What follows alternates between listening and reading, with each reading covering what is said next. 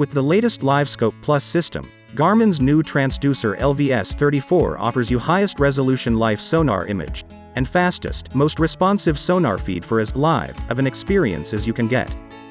LiveScope Plus requires the GLS10 sonar module to function, which is the same as LVS32.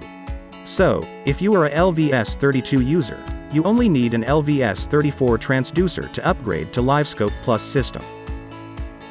LVS34 supports multiple trolling motor mounting options, including shaft, barrel, and perspective mode mounts.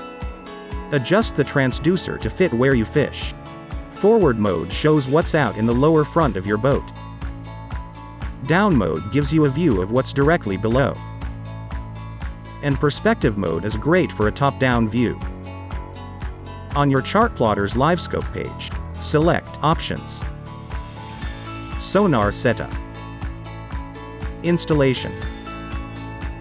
Make sure Use AHRS is enabled. Then, select Orientation. According to the installation mode of your transducer, select the corresponding orientation. Next, let's take a look at some perspective view comparisons. First, bridge piers.